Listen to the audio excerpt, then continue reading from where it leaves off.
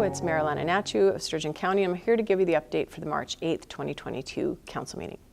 At the start of the meeting, I noted that March 8th was International Women's Day, and I'd had the privilege to participate in an online conference we hosted on March 7th, and we discussed the need to break the bias when it comes to stereotypes and discrimination.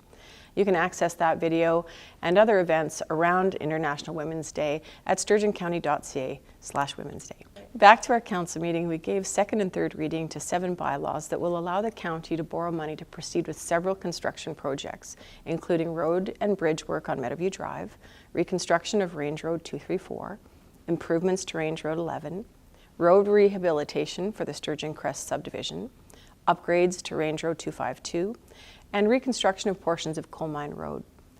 The bylaws allow the county to borrow enough to complete the projects, approximately $17.4 million. With the borrowing approved, we will be putting the projects out for tender with a view to moving forward with the construction this year.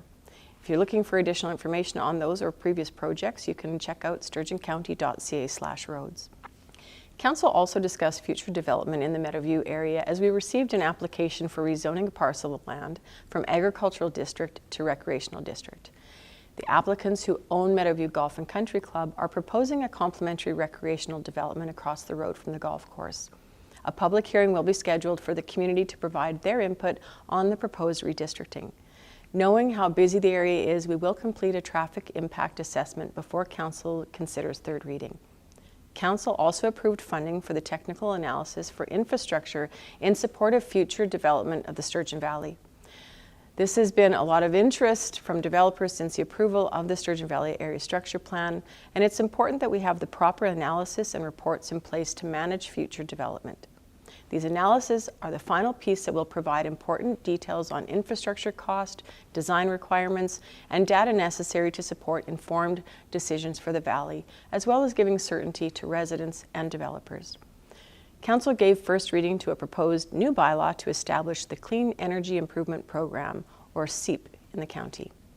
CEIP offers financing to residential, farms, and commercial property owners interested in making energy efficient and renewable upgrades.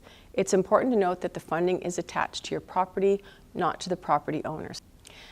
This means the amount would be repaid as part of the property tax bill, and any balances outstanding would carry over with any change of ownership.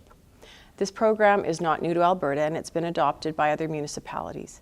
Council will consider second and third reading at a future meeting after receiving input from the public on the proposed program.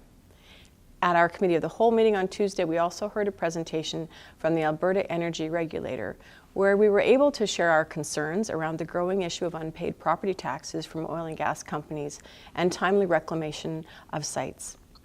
Across Alberta, rural municipalities were owed more than $250 million at the end of last year. That's up 213% from 2019. Obviously, this is a concern that goes beyond our municipal boundaries, and we look forward to hearing more about what the AER and the province will do about this issue. And finally, at our Committee of the Whole meeting, we also heard a presentation from the River Valley Alliance, which included an update on the exciting plan to expand the walking and riding trails across the River Valley area. More information about their work can be found at rivervalley.ab.ca. Those are just a few of the highlights from the March 8th Council meeting. More information can be found at the link below at sturgeoncounty.ca/council meetings. The next meeting will be March 22nd, and we hope you'll join us then.